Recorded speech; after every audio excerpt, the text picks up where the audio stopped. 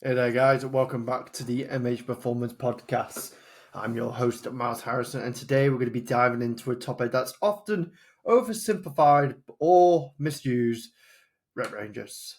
Not just how many reps you should do, but how to use different rep ranges in your training, how to progress them over time, and how to prioritize them depending on your goals. Whether you're training for performance, muscle, or strength, this episode will help you make smarter decisions about how you can structure your sets. So let's get rolling. So over over the years of my coaching experience, I've played around with rep ranges, and when I was very much just started in my own training, I was very much pick a set rep number and I stuck to it. But over time, I realized that rep ranges give you a little bit more flexibility, especially when you're working with clients who have busy schedules, different goals, or variety abilities levels on a week to week basis. And thing is, as well, I've used everything from 3 to 5s, 6 to 8s, 8 to 12, even 20 to 30s. You get it. I've used quite a bit of different rep ranges in my own programs and my clients' programs. But one of the clear things I want to make sure that I set out from the beginning of this is it's not about the magic number. You can get a lot of results within different rep ranges, and it's more about the range that guides you when it comes to making progress, intensity, and the intent when you're doing when you are doing those repetitions. As long as there's a clear goal behind why you're doing those reps, then the rep count doesn't matter as much. But we're going to give you a little bit more structure to make sure that you kind of understand vaguely and how to set these about, but also as well make sure that we are working towards those type of goals. So one of the one of the myths I wanted to get you to also go through as well is that fixed reps get you fixed results. You've probably heard the standard breakdown of 1 to 5 is strength as well. 1 to 5 is also power. 6 to 12 is hypertrophy. 12 plus is endurance, or in worst cases, fat loss. That's not wrong, but it's not the full picture. We especially when it comes to the term of hypertrophy, you can gain muscle and size with a number of repetitions as long as other requirements are met. This includes mechanical tension, metabolic stress, enough volume to obviously increase overload. And same with strength as well. Strength and power is predominantly lower rep ranges, but you can gain strength in higher rep ranges as well. The only one that I would probably say you probably need to stick to is probably lower rep ranges with power. This is because when there's a certain velocity drop when it comes to doing rep ranges, you're not so much training power, you're just more training the endurance side of it as well. So that's why power needs to stay low, but everywhere else you can kind of like mix towards. And then obviously on the higher scale, obviously that's when you can work towards work capacity and muscle endurance. So how am I currently using rep ranges within not only my own programs, but my clients' programs? Now, like I mentioned before, I've played around with it. I used to give my clients quite fixed rep ranges. But now I kind of give a more broad rep range as well. And the reason why I do that is because obviously I want to make sure that one, especially if I've got someone brand new right in front of me, that they can see that they can push themselves a little bit harder. But also as well that we're looking for more other qualities in the sense of we're looking for better technique, how they actually how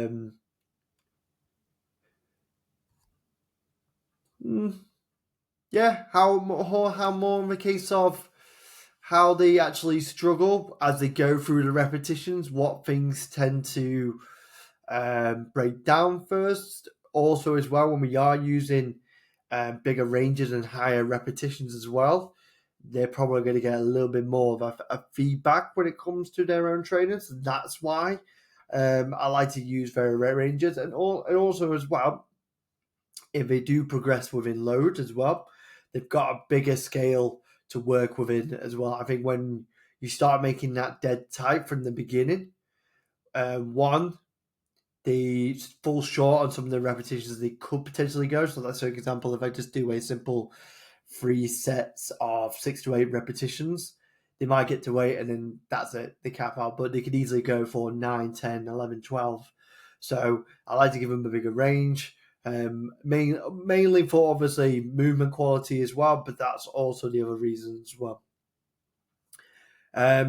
I also currently use rep ranges as well, depending on also the type of movement they're doing and also as well how well loadable it can be. So for example, let's use back squats, for example. I like to tend to use back squats for lower repetitions because we can actually increase the weight quite high with those. Not saying that you can't do back squats with higher repetitions of something like 3 sets 12. Again, if you're starting brand new with it, good place to be at as well. If you do maybe hypertrophy as well, you might want to do a little bit more higher rep ranges. But generally, the capability of doing something like a back squat with load compared to something like a lying hamstring curl, you're going to be able to load up the back squat more with enough practice.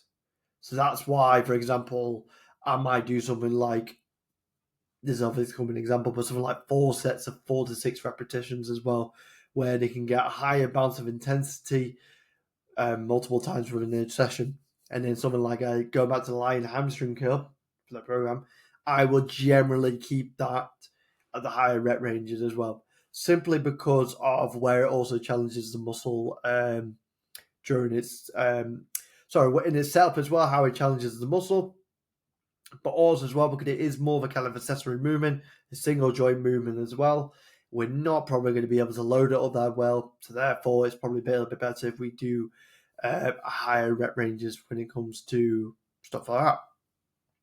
Now, when it comes to rep ranges as well within training, they don't always stick to that certain rep range. Like I've already mentioned before, when clients are just getting started or they're just starting their phase of training, I maybe like to give them a higher rep range, a larger rep range and that kind of man. But then as progress tends to go on and the program tends to go on as well, that rep range will start to shorten. And also this rep ranges will start to go on the lower side of things as well. This is called periodization, progression. But the reason why we do this as well, because generally as most phases goes on of training, intensity starts to increase while volume tends to drop.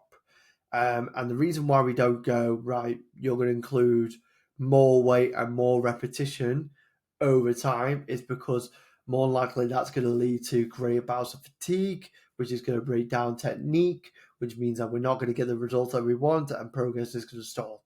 So generally, as a rule of thumb, as intensity tends to increase, so the weight and the bar increases, and the actual exercises that we choose as well become either more complicated to do or harder to achieve. That's for example, again, you've gone from something like a leg extension to a back squat, then repetitions will start to decrease as we start to go towards the more highly weightable option. But within that phase as well, I might as well keep some kind of repetition, high repetition in there as well.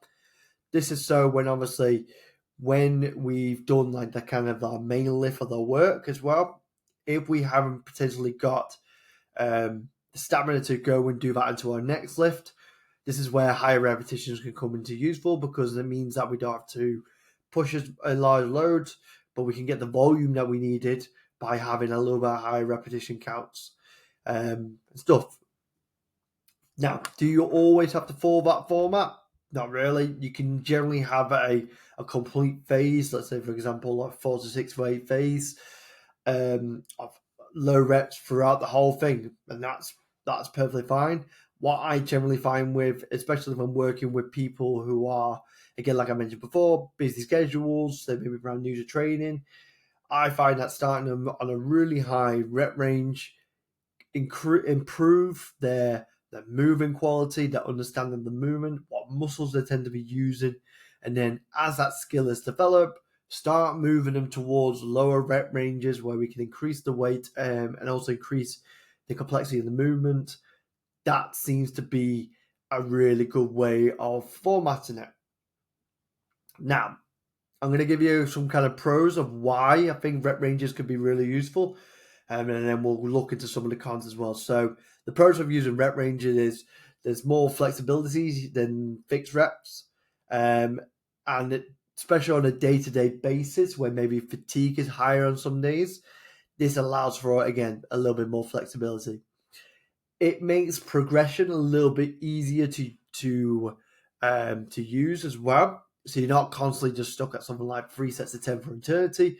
You could potentially do something like, you can start off with very simple, like if you've got a rep range of 6 to 12 repetitions, you can start off with 3 to 6. Next week you go to 3 to 8. Next time you go 3 to 10. And then from there, the week after that, you can go drop the repetitions down and go for more weight.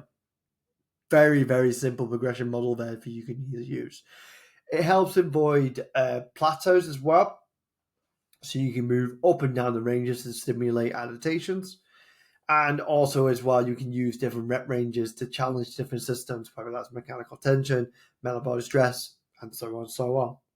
Now, the cons or the common mistakes I see when it comes to rep ranges as well is, I know I said that you using and when you're a beginner, to use a larger rep range can be useful. It can be a little bit vague at times. I think when I do use larger rep ranges, I like to give a quite clear example on how I want progression within that. It's not something that I want to be at forever. I might use it for 2 to 3 weeks. Once they've got a good kind of like basis of stuff, then I'll start switching to a more of a kind of like a 2 to 3 rep spread. Also, as well, one of the cons as well is that sometimes when you are just doing the reps, you can just go through the emotion without any progression. You just think to yourself, right, I'm just going to as long as I can hit this benchmark, then I'm all good. That will eventually lead to plateaus as well. Choosing the top of the rep range every week, people tend to always kind of stick around the higher rep ranges and never taper into lower rep ranges. That might be a fear of not being able to do the heavier loads, a fear of breakdown when it comes to form, a fear of injuring themselves. But the funny side of it is, if you never actually go into any of them rep ranges, the lower rep ranges, you probably are at greater risk of those types of injuries anyway. So I think it's always good to even tabble and see what it is. And if you are scared of potentially going into lower the rep ranges to increase the weight, machines are fantastic when it comes to stuff like that as well, because they're safe. You don't have to worry much about when it comes to things like stability as well, because it's all set for you. All you need to do is just push, pull, wherever. They're really good tools to use. So if you're scared about using that, that is the place that you want to go as well. And then also as well, not adjusting weight when you are hitting those rep ranges. You just kind of just stay there.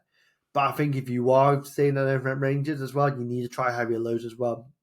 And also as well, if you're again going back to going through the emotions, not trying rep ranges with movement intent.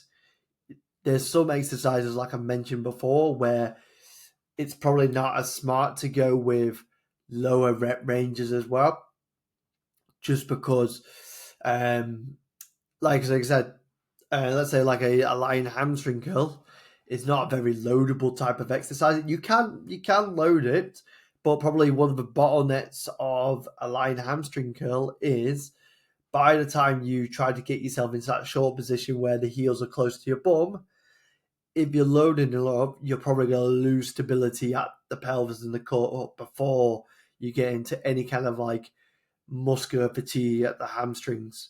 But do something like an RDL, for example, where that's a very loadable position, and we're actually challenging the hamstrings in a kind of mid-range exercise, then you can load them up. So therefore, it might also be good to do them at lower rate.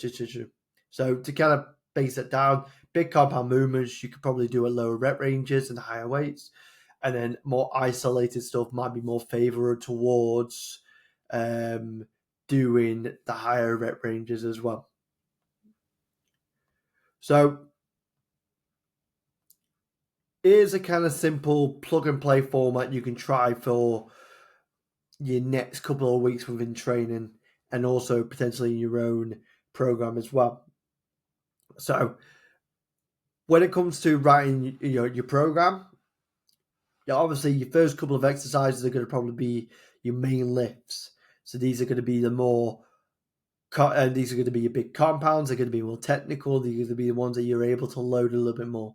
So you might want to start off with something like the 4 to 6 range. Then you might want to pick a couple of exercises in the 6 to 8 range as well, when you can't particularly push that weight a little bit more. And then you might want to go for something where a little bit more isolation work, something to do with 12, 15 range. I know that throughout this podcast, it's been very much like you can do a little bit of this, you can do a little bit of that, quite vague.